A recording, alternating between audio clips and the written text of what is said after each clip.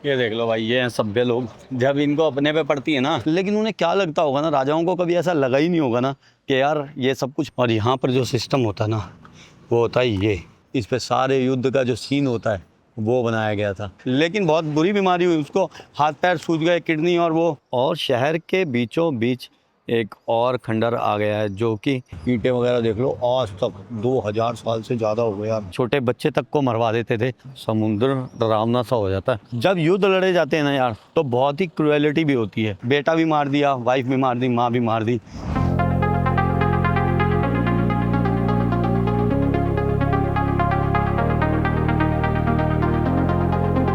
Travel करना हो ना, तो फिटनेस का बहुत ख्याल रखना पड़ेगा आपको।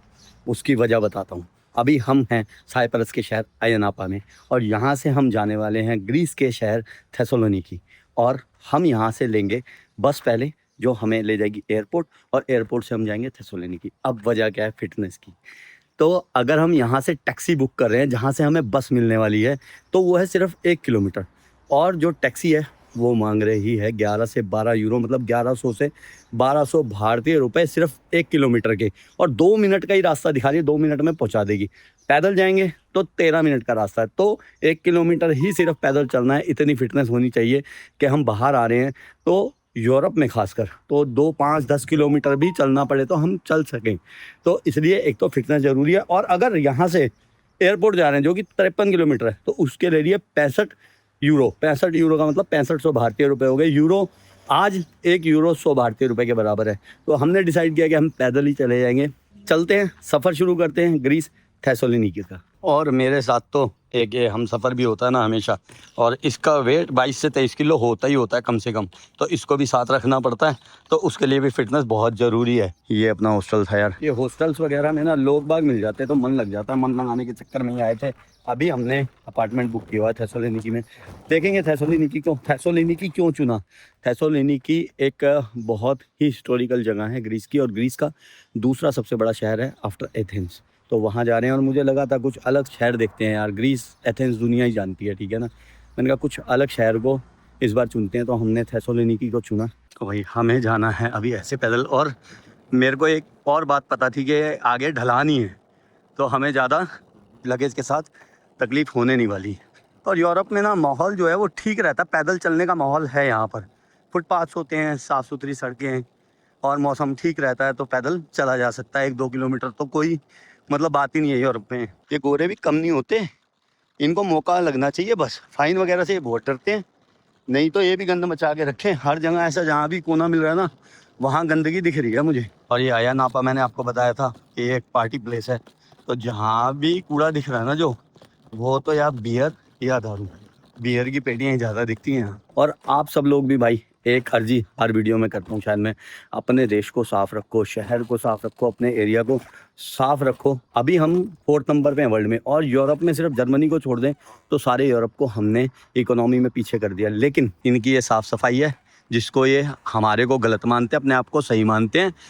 अगर साफ़ सफाई कर देंगे ना हम, बस, तो हम नंबर 1 पे हैं। नंबर 1 मान लेना। जो हमारी गंदगियाँ दिखती हैं ना इनको, ये बस उसी की बात करते हैं, हाय हाय इंडिया गंदा। नहीं तो इनको मज़ा बड़ा आता है इंडिया आके, क्योंकि इन्हें सस्ता ही बहुत पड़ता है इंडिया। और ये देखो, ये एक घर, मैं इसको समझ नहीं पाया था, कल देखा। मैंने कहा ये मुझे तो लग रहा है इसने पुराने कूड़े करकट से सजा रखी है भाई ने चीज़ें, लेकिन ये कभी लग रहा था कबाड़ खाना ही है। और मुझे लग रहा है ये सजा रखा है, क्योंकि देखो ये फुटपाथ जो है इसका, ये साफ़ है। और वहाँ पर देखो पीछे स्विमिंग पूल है, वो भी साफ़ है। इट मीन्स जो घर है वो तो यूज़ होता ही है। और ये देखो, ये कूड़ा कचरा सारा ना संभाल के संजो के रखा हुआ है। कुछ भी चीज़ें यहाँ रख दी, और वो अच्छी लग रही है। अब ये घर ही है आपको लग रहा है, या ये कबाड़ खाना है, थोड़ा बताना यार।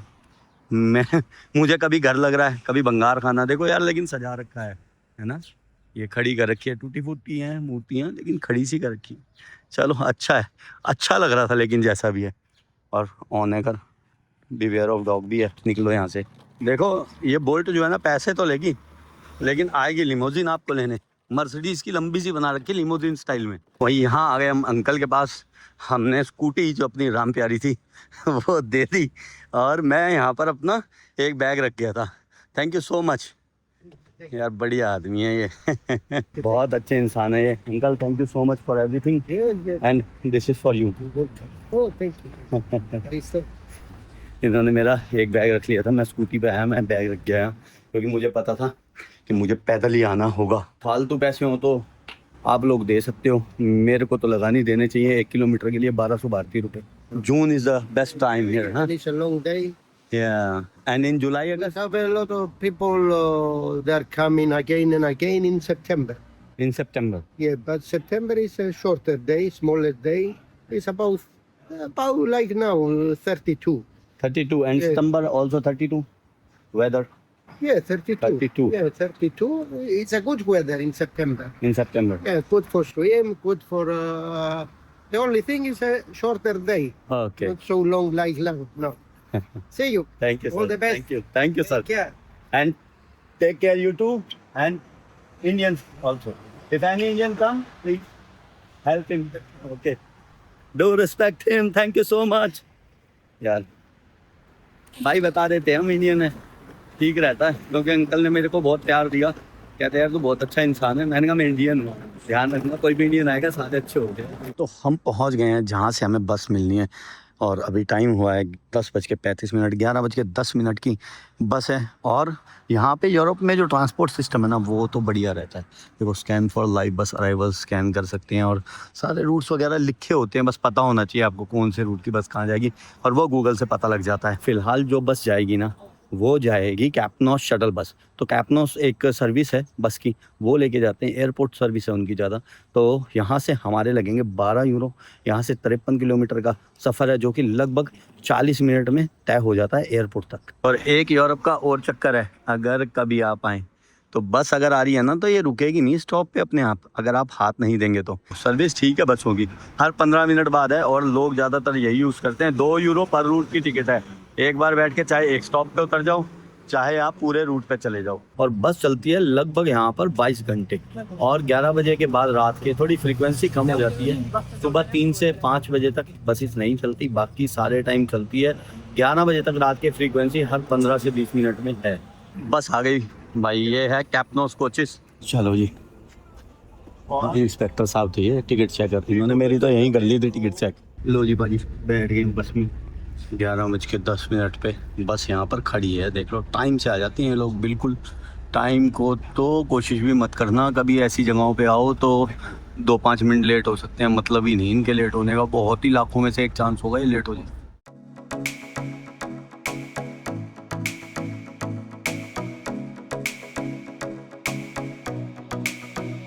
पूरे टाइम पे पहुंचा दिया, इसी टाइम पहुंचाना था।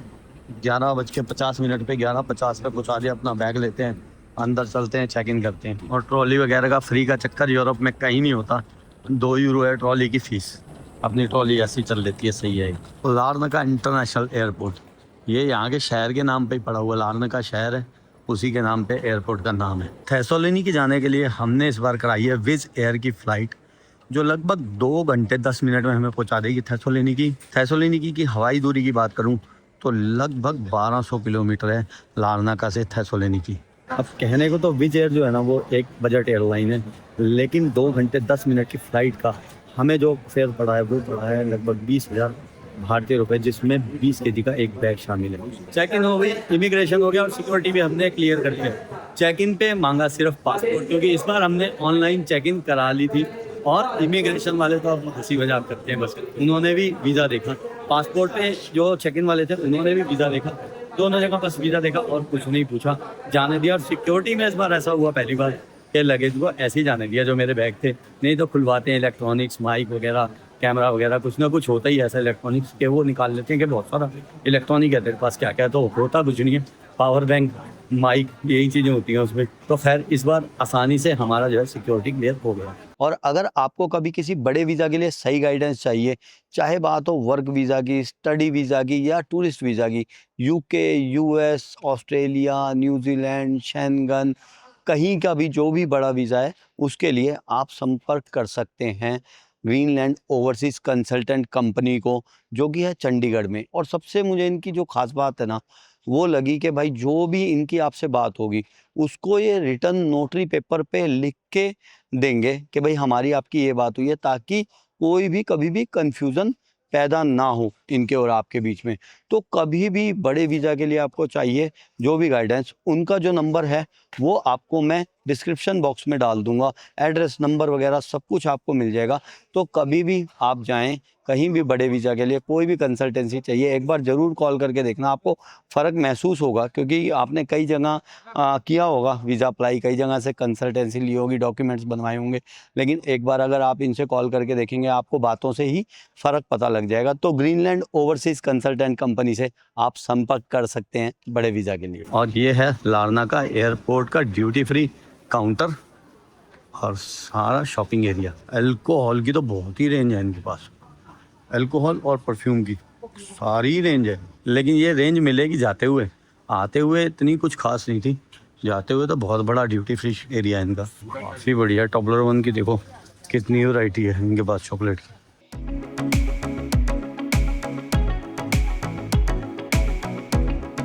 ये डिपार्चर तो इनका लारनाका का बढ़िया है।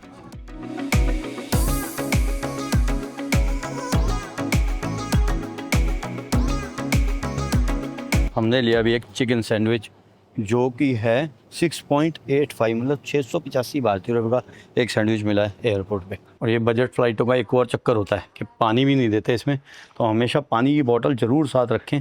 और बहुत से एयरपोर्ट्स पे जो है वो पानी मिल जाता है तो उसे फिर दोबारा फिल करते हैं। सिक्योरिटी में आपको पानी नहीं लाने देंगे, तो सिक्योरिटी से पहले पी के ये खाली बोतल ज़रूर रखें, नहीं तो 2 से ढाई यूरो का जो है वो पानी मिलेगा, 200-250 रुपये की बोतल पानी की मिलेगी। हमेशा मैंने आपको पहले भी बताया कि जब भी किसी एयरपोर्ट पर जाएं तो एक बार अपना ना गेट नंबर चेक कर लें कहाँ है। कहीं आप मान लो जाके बैठते हो लाउंज वगैरह में, तो पहले गेट देख लें कितनी दूरी पे। मैं हर बार कहता हूँ क्योंकि मैंने बहुत लोगों की फ़्लाइट मिस होते हुए देखी है।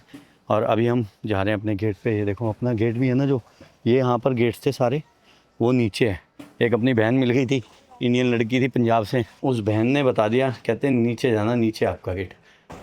ओके जी, अब हमारा गेट नंबर है 11, पास में है।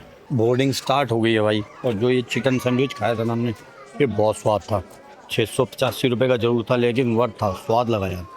और अंदर आते ही यहाँ पर बोर्डिंग एरिया में भी इन्होंने मांगा मेरे से पासपोर्ट और वीज़ा चेक किया।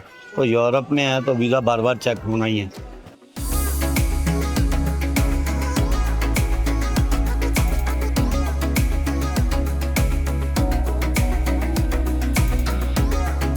विज़ एयर का जहाज़ तो काफ़ी बड़ा है और विज़ एयर जो है वो हंगरी की एयरलाइन है, लो कॉस्ट बजट एयरलाइन है, जैसे मैंने आपको पहले भी बताया। फ़्लाइट में बोर्ड हमने कर लिया है और ये जो एयरक्राफ्ट है इसका मॉडल नंबर है एयरबस 321।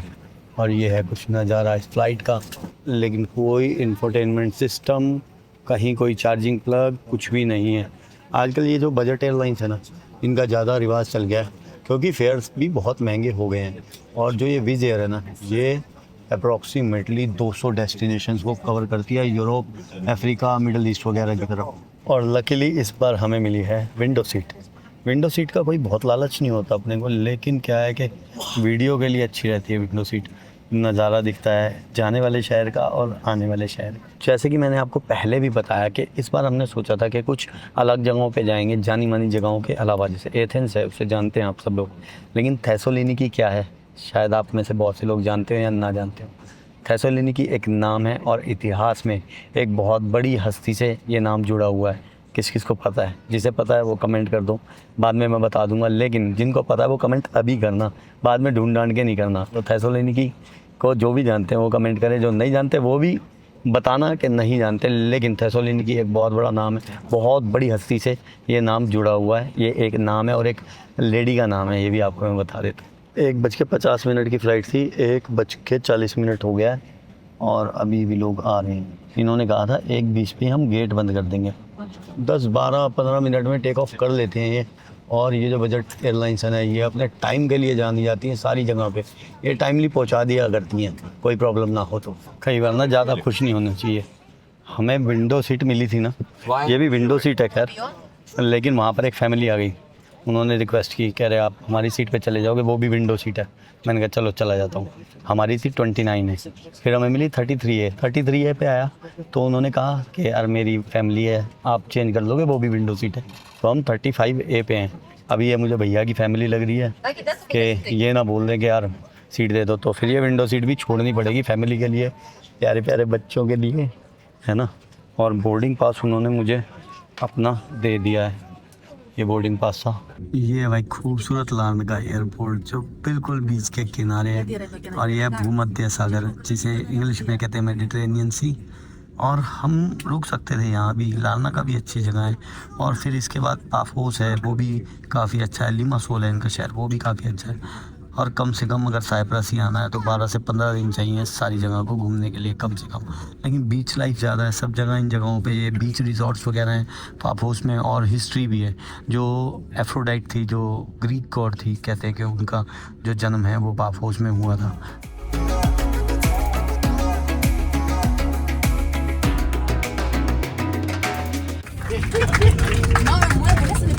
आजकल भाई तालियां बजा करती हैं लैंडिंग पे। 4 बजने में 2-3 मिनट रह गए हैं जब हमारी फ्लाइट ने लैंड कर लिया है ग्रीस के थेसलोनिकी एयरपोर्ट पर। 4:02 पर पहुंच गई है फ्लाइट थेसलोनिकी में। और अगर समय की बात करूं तो भारत से 2.5 घंटे पीछे है ग्रीस, जो कि सेम टाइम होता है साइप्रस का। और किसी किसी जगह पर ये डे लाइट सेविंग का यूज़ करते हैं, मतलब 1 घंटा आगे पीछे हो जाता है किसी किसी एरिया में।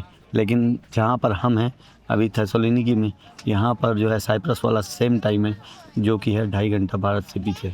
इसका मतलब अभी यहाँ 4 बजे हैं तो भारत में बजे होंगे शाम के 6:30। और निकलते हुए ना हमेशा बैक पॉकेट ज़रूर चेक करें अपनी। ऐसा लगता हमें कुछ नहीं रखा था हमने, नहीं ऐसा नहीं होता। हम कई बारी नींद वगैरह में रख देते हैं और भूल जाते हैं, तो प्लीज़ ये ज़रूर चेक करनी। मेरे साथ खुद हुआ है, एक बार मैं अपनी घड़ी छोड़ चुका हूँ, एक आध बार कुछ सामान छूट जाता है, लगता है हमने कुछ रखा ही नहीं होगा, ध्यान नहीं देते, थके ज़्यादा होते हैं, तो ये हमेशा चेक करनी।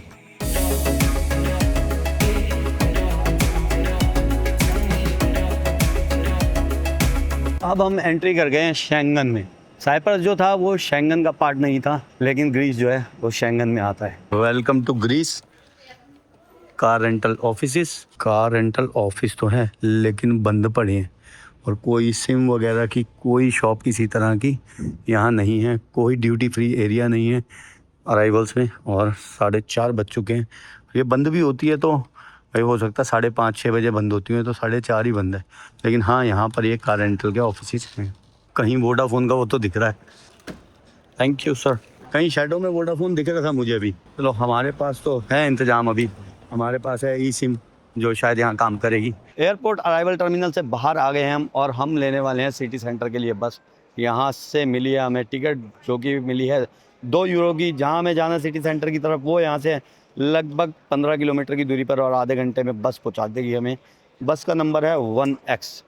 ज़्यादातर जो यूरोपियन कंट्री हैं वहाँ पर ये एयरपोर्ट शटल बसेस चला करती हैं, तो कभी भी यूरोप की कंट्री में जाए तो एयरपोर्ट शटल बस लेके आप सिटी सेंटर या जहाँ भी आसपास जाना है वहाँ जा सकते हैं, चेक कर सकते हैं। सिटी सेंटर तो बसेस जाती ही हैं। और इमिग्रेशन पर हमसे कोई भी सवाल नहीं पूछा।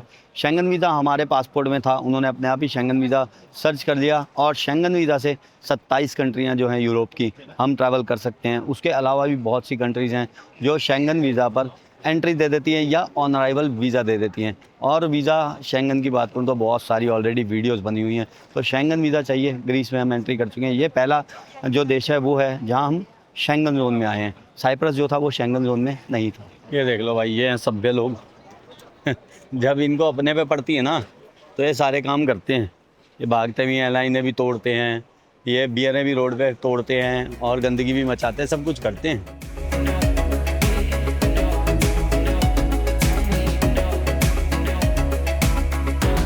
शाम के बज गए हैं 5:45। 4 बजे के आसपास फ़्लाइट लैंड हो गई थी, और लगभग 2.25 घंटे हुए हैं सिटी सेंटर तक पहुंचते हुए बस लेने में। तो अभी हम पहुंच गए हैं थेसलोनिकी सिटी सेंटर के पास ही। यहीं पर हमने जो है इस बार अपना अपार्टमेंट बुक किया है। और जैसे ही हम घुसते हैं शहर में, ये सारे ओल्ड स्ट्रक्चर हमें देखने को मिलते हैं, ओल्ड बिल्डिंग्स देखने को मिलती हैं। ये आर्क एक गेट सा बना हुआ है। और मैंने आपसे पूछा था थेसलोनिकी कौन थी, मैंने आपको बता दिया था कि वो एक लेडी थी। और थेसलोनिकी जो थी वो अलेक्जेंडर द ग्रेट, सिकंदर महान की बहन थी। सिकंदर महान जो थे वो मैसिडोनिया के राजा फिलिप II के बेटे थे और फिलिप II ने एक और लेडी से शादी की, दूसरी शादी की यानी कि, और उससे एक बेटी का जन्म हुआ जिस बेटी का नाम था थेलोसिनिकी। सो थेलोसिनिकी जो है वो सिकंदर महान की बहन थी, हाफ सिस्टर थी। और थेलोसिनिकी के जो हस्बैंड थे कैसेंड्रा, उन्होंने इस शहर को बसाया था और अपनी वाइफ के नाम पे इस शहर को रखा था। और बहुत बड़ा इतिहास है इस बारे में। ये शहर जो है 315 BC में, बिफोर क्राइस्ट 315, यानी कि लगभग 2340 साल हो गए हैं शहर को बसे हुए। और कैसेंडर और अलेक्जेंडर का जो इतिहास है वो भी एक बहुत क्रुएल्टी वाली बात है, उसको भी बाद में बात करेंगे। और कई बार मेरे मुंह से थेसोलिनिकी की जगह थैलोसिनिकी निकल जाए ना तो समझ लेना मतलब क्या है, क्या मैं आपको बता रहा हूँ। यहाँ पर जो है वो इंग्लिश बहुत कम दिख रही है। बसों में भी थे, वहाँ भी इंग्लिश में कुछ नहीं लिखा हुआ था, सारा ग्रीक में लिखा हुआ था। इनकी जो भाषा है वो ग्रीक है और बहुत पुरानी भाषा है अलेक्जेंडर ग्रेट की। जब हम बात कर रहे हैं तो आप समझ सकते हैं कि कितनी पुरानी ये जगह होगी। और ये 2340 साल पुराना शहर बसा हुआ है। और ग्राफिटी देखो हर शटर पे, हर दीवार पे। ये तो मुझे लग रहा है थोड़ी इन्होंने फैशन के लिए बना रखी है, लेकिन बहुत सी मैंने दीवारों पे देखी ग्राफिटी। ये मैंने पहले भी पूछा था यार, बताना ये शरारती बच्चे करते हैं या सजावट के लिए खुद ही लोग करवाते हैं। शरारती बच्चों के भी काम होते हैं मुझे लगता है, कुछ कुछ सजावट का भी होता है। ये देखो, अब ये सजावट तो नहीं होगी। और एक ये बिल्डिंग काफ़ी देर से दिख रही है जिसका नाम है रोटुंडा। ये बनाई गई थी 306 BC के आसपास, लगभग 2300 साल पहले ये भी बनी थी बिल्डिंग। और राजा गलेरियस जो थे, जो रोम के राजा होते थे, उन्होंने अपने लिए ये मकबरा बनवाया था अपना, लेकिन वो यहाँ पर है नहीं। पता नहीं वो कहाँ पर गुजरे, क्या हुआ, लेकिन उन्होंने बनवाया था ये मकबरा। अब जो है ये एक म्यूज़ियम है, अंदर चर्च भी दिख रही है। और यहाँ पर जो है कभी ऑटोमन्स, कभी बेजेंटाइन, जब बेजेंटाइन आए उन्होंने इसको चर्च बना दी, ठीक है। ऑटोमन्स आए उन्होंने यहाँ पर मस्जिद बनवा दी। आज ये म्यूज़ियम है और अंदर चर्च है। टिकट लगती है जाने के लिए 10 यूरो। इस चर्च को देखने की 10 यूरो टिकट है। तो बाहर से ही दिख रही है सब कुछ, बस यही एक वो है। और इतिहास है इसके पीछे जो मैंने आपको बताया। रोमन साम्राज्य के बारे में तो आपने सुना ही होगा। तो रोमन राजा ने बनवाया था, लेकिन उन्हें क्या लगता होगा ना, राजाओं को कभी ऐसा लगा ही नहीं होगा ना कि यार ये सब कुछ हमारा नहीं रहेगा एक दिन। और सिकंदर महान, जहाँ में ये जगहें सिकंदर महान से ताल्लुक़ रखती हैं, मैसिडोनिया का हिस्सा हुआ करती थी। हालांकि सिकंदर महान कभी खुद यहाँ नहीं आए, क्योंकि उनके मरने के बाद, उनके गुजरने के बाद ही ये जो शहर है बसा। कैसेंडर ने बसाया था, मैंने आपको बताया। कैसेंडर वगैरह की बात करते रहेंगे, इतिहास में मुझे थोड़ी सी रुचि है। और सिकंदर महान जो थे, कैसेंडर उनका बहुत अच्छा दोस्त था। और बाद में ऐसी दुश्मनी हुई, मतलब कि सिकंदर महान के गुजरने के बाद जब उनका राज्य छिन्न भिन्न हुआ तो उनके राज्य को बांटने के लिए आपस में बहुत सारे जो उनके सेनापति थे, जो भी थे उनके साथी, उन्होंने जगह जगह विद्रोह किया। तो कैसेंडर उनमें से एक थे, जो कि राजा फिलिप, जो कि थे सिकंदर महान के फादर, उनके सेनापति के बेटे होते थे और सिकंदर महान के साथ ही पड़े बड़े हुए थे। जब सिकंदर महान गुजर गए तो मैसिडोनिया पे राज करने के लिए उन्होंने सबसे पहले सिकंदर महान की जो मदर थी उनको ही मार दिया। फिर उसके बाद जो सिकंदर महान की वाइफ थी, कुछ सालों बाद उन्हें भी मार दिया। और उनका बेटा था 13-14 साल का, उनको भी मार दिया शासन के लिए। और फिर खुद भी बड़ी बुरी मौत मरा। कैसेंडर ना मरा तो वैसे ही था बीमारी की वजह से, लेकिन बहुत बुरी बीमारी हुई उसको, हाथ पैर सूज गए, किडनी और वो सब कुछ फेल हो गए उसके, लीवर किडनी वगैरह। बेटा भी मार दिया, वाइफ भी मार दी, माँ भी मार दी। अलेक्जेंडर द ग्रेट की सोचो आप, अलेक्जेंडर द ग्रेट के साथ हुआ क्या, जिसने दुनिया जीती, उनके जाने के बाद उनके खास दोस्तों ने ही उनके पूरे परिवार को ख़त्म कर दिया और पूरी नस्ल की नस्ल ही मिटा दी। कहीं कोई अलेक्जेंडर ग्रेट का जो भी वंशज था कोई नहीं छोड़ा। तो ये आ गया हमारा स्टे, जहाँ पे हम रुकने वाले हैं। है तो बिल्कुल सिटी सेंटर के बीच। इस बार मैंने लोकेशन चुन के ली थी। और यहाँ पर जो सिस्टम होता ना, वो होता है ये, आप इसको जो है यहाँ से ओपन हो जाएगा, इसमें होगी चाबी और 31 तो आई थिंक यही था कोड। ओके, चाबी मिल गई है फ्लैट की। ये फिर बंद कर दिया लॉक, ला ये चाबी मिल गई। चलते हैं हम अंदर फ्लैट में। ये अपना रहने का ठिकाना है यहाँ पर थेसोलिनिकी में। बढ़िया, ठीक है। कॉफ़ी, टी, ये किचन, फ्रिज, इधर बाथरूम, सही है। अभी तक तो परफेक्ट है सब कुछ, खूबसूरत, आराम से सोएंगे। लेकिन हॉस्टल का भी सिस्टम बढ़िया ही रहता है यार। और यहाँ पर आकर फिर प्लग बदल गया, अब ये फिर 2 पॉइंट वाला हो गया, वहाँ पर वो 3 पॉइंट वाला लग रहा था साइप्रस में। तो यहाँ पर जो है ये लगेगा भाई सॉकेट में प्लग। और वैसे तो बाहर जब भी आए तो एक वो मल्टी प्लग ट्रैवल अडेप्टर चाहिए ही होता है हमारे को ना। छोटी सी जगह को इन्होंने कितना बढ़िया बना दिया। देखो यहाँ किचन का भी आ गया सिस्टम, फ्रिज वगैरह भी आ गया, बाथरूम आ गया। इधर मैंने अलमीरा को खोला, इसमें वॉशिंग मशीन भी है, बेड भी आ गया, सब कुछ आ गया, टीवी वगैरह एसी सब कुछ आ गया। देखो जहाँ से नीचे सारा सिटी सेंटर दिख रहा है, लेकिन सब कुछ क्वाइट है, बिल्कुल क्वाइट है। मैंने आपको पहले भी बताया 5 बजे के बाद तो इनको भूत सवार हो जाता है। और आज है संडे, संडे को तो सब कुछ खाली है। और शाम के 8:10 हुए हैं और हम निकले हैं थोड़ा सा बाहर टहलने थेसलोनिकी को। सुहाना मौसम और टेम्परेचर है 27 डिग्री सेल्सियस। हम जा रहे हैं ऐसे ही रैंडम घूमने।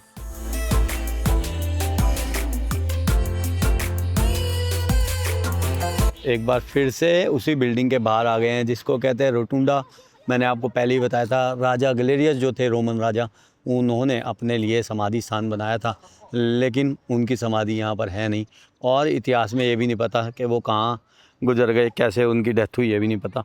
बिल्लियाँ देखो, आंटी जी बिल्लियों को खाना खिला रही हैं। कितनी बिल्लियाँ हैं और देखना कितनी हैं, 1 2 3 4 5 6 7 8 9, बहुत सारी थी। अभी यहाँ कम हो गई। कबूतरों की तरह बिल्लियाँ हैं यहाँ पर, जैसे कबूतर होते हैं ना, ऐसे ही बिल्लियाँ हैं। और शायद मैंने आपको पहले भी बताया था, थेसलोनिकी जो है वो ग्रीस का दूसरा बड़ा शहर है आफ्टर एथेंस। और ये जो आर्क है ये भी आर्क ऑफ गैलेरियस के नाम से ही है।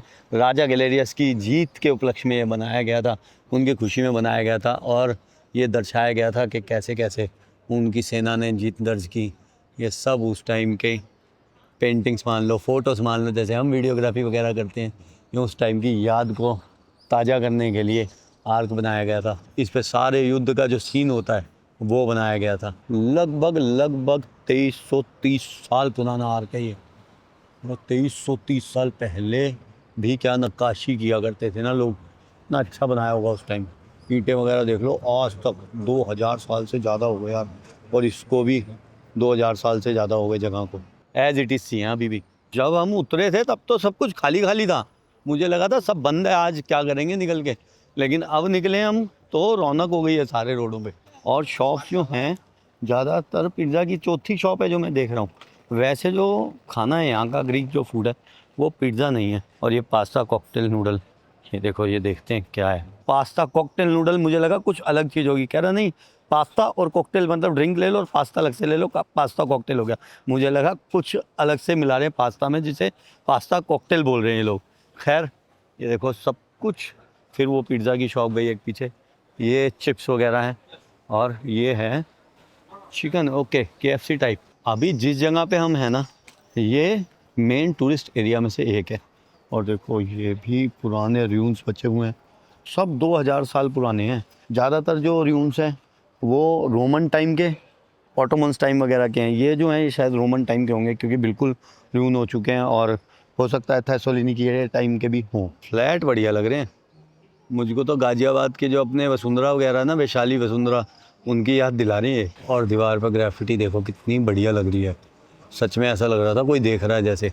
माहौल अच्छा है, खुशनुमा सा। I love थेसलोनिकी।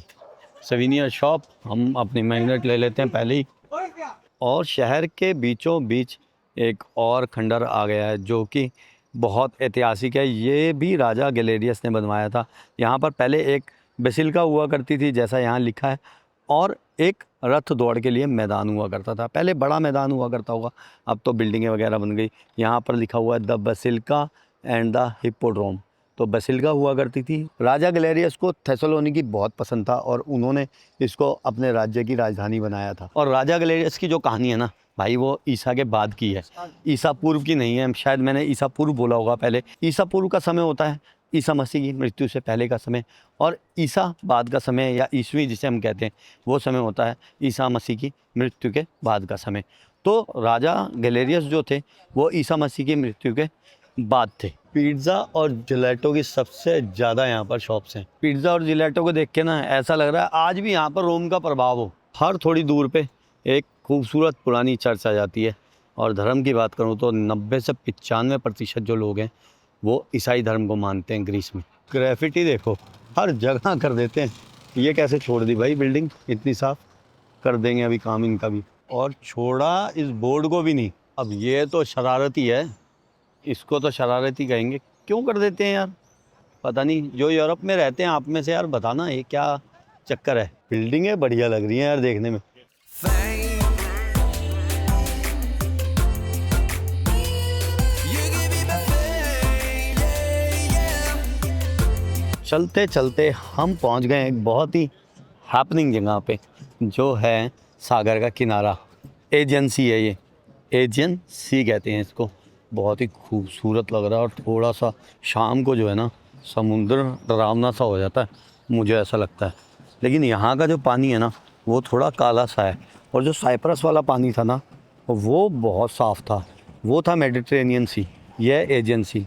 और एजियन सी के ही किनारे पे जो है ग्रीस के मायोकेनस और सेंटोरिनी वगैरह द्वीप पड़ते हैं। 9 बजने में 5-7 मिनट हैं अभी, और अब हो रहा है सनसेट। 9 बजने में 5-7 मिनट है। लोग बाग फोटोग्राफी कर रहे थे सनसेट की। और ये सामने जो आप टावर देख रहे हैं ना, ये थेसलोनिकी की और ग्रीस की one of the iconic building है। इसको कहते हैं अभी वाइट टावर। और वाइट टावर जो है वो 12वीं शताब्दी में बनवाया गया था। बेजेंटाइन जो एम्पायर था उन्होंने बनवाया था इसको। फिर ऑटोमन्स ने जो है इसको एक जेल की तरह यूज़ किया, और यहाँ पर जो है वो कैदियों को फांसी वगैरह की सज़ा जो है, मौत की सज़ा दी जाया करती थी। फिर जब 1912 में ग्रीस के कब्जे में आया ये क्षेत्र, तो ये म्यूज़ियम बना दिया गया। इस टावर को वाइट कर दिया गया, क्योंकि पहले इसको ब्लड टावर के नाम से जाना जाता था जब ऑटोमन एम्पायर यहाँ पर था। ये साइप्रस में भी था, Black Pearl, pirate of the Caribbeans. इसका पूछ लिया मैंने, ये कह रहे हैं बस अपना खाने पीने के पैसे दो अंदर, और कोई भी इसकी फ़ीस नहीं है एंट्री। 30 मिनट के लिए क्रूज़ जाता है और 30 मिनट में घुमा फिरा के लाएगा। अभी 9:30 बजे जाएगा और 9 बजे हैं, तो हम जो है आगे वाला भी देख लेते हैं। उसमें क्या है, उसमें काफ़ी भीड़ लगी हुई है, 2 क्रूज़ खड़े हैं यहाँ पर। और ये भी वही सीन है, अपना खाना पीना लो और अंदर बैठ जाओ। वो तो 9:30 बजे चलेगा, तब तक हो जाएगा अंधेरा, तो हम इसी में चलते हैं। You can lock me up if my tongue keeps slipping. I'ma keep spitting up rhymes I'm digging, and you can be my fame. Don't need a fast car to imagine I'm tripping. You can light it up, girl, I ain't the guy judging. And baby, that's on me, I don't need a boost. This is every part of me and everything I do. If it's the money part you're digging me, I will take you to a place downtown. But if you don't like all the bling you see, I'll show you my little smoother side. And when we are out cruising, you don't need my hand to hold. I kinda like what we're doing, how this story will unfold.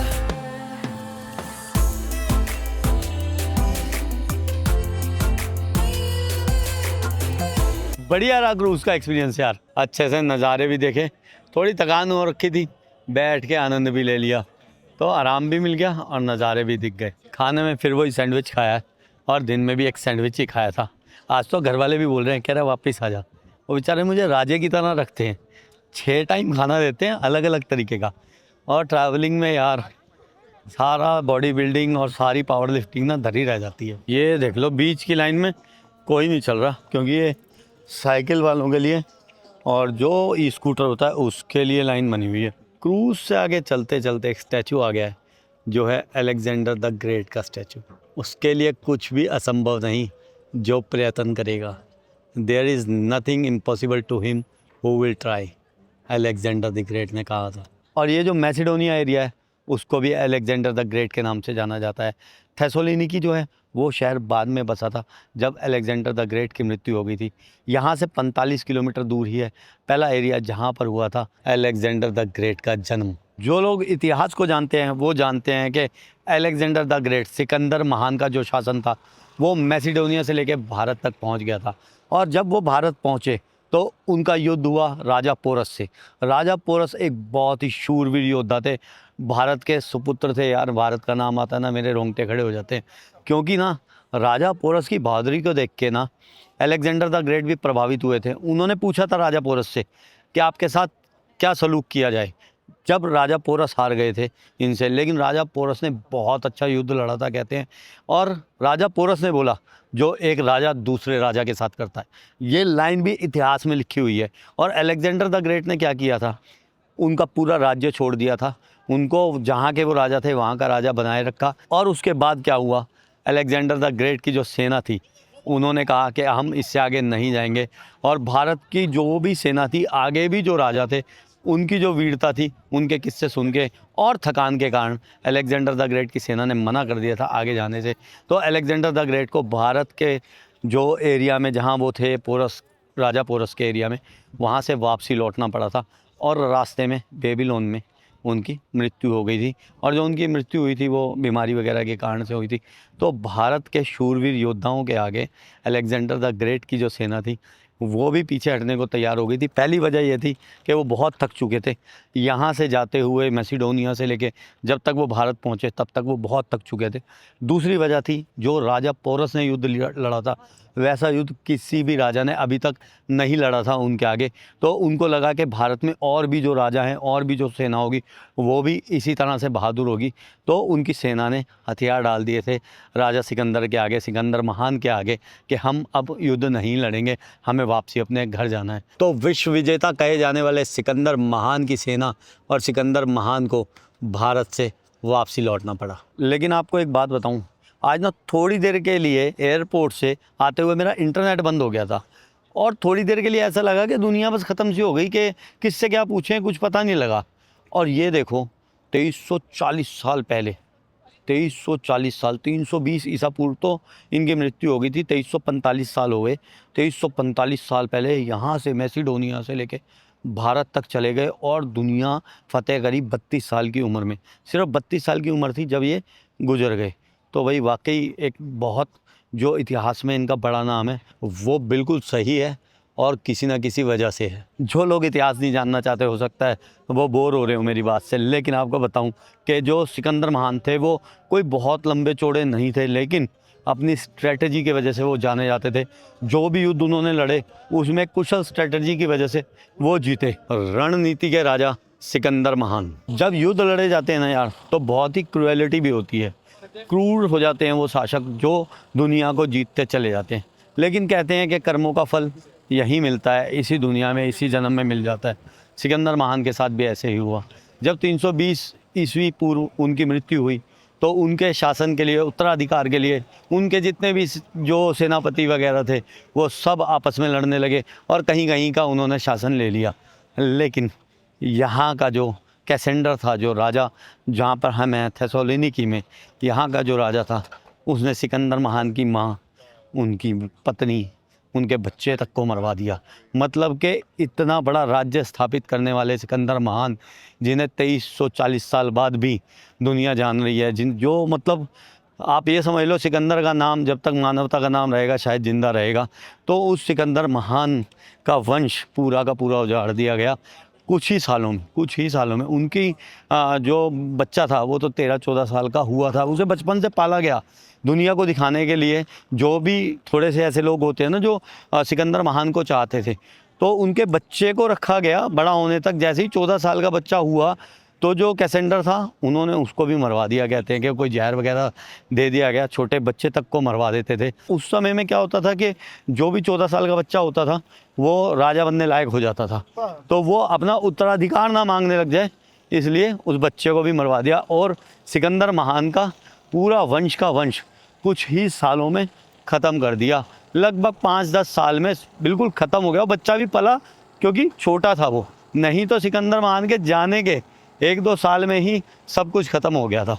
तो देखो cruelty जो है, क्रूरता, और जो पाप किए उसका फल यही मिला, चाहे वो कोई भी हो, चाहे वो सिकंदर महान हो। चलते चलते भाई फ्रिज मैग्नेट जो हमारा सिविनियर है, हम हर जगह से इकट्ठा करते हैं, वो भी ले लेते हैं। भाई साहब आपकी कमी रह गई थी। नहीं, आप तो हंसते भी नहीं अच्छे लग रहे, देख रहे हो हालात। और ये स्क्वायर भी बहुत पॉपुलर है यहाँ पर, ये खुला डुल्ला स्क्वायर है जो वो बीच फ्रंट तक ही जाता है।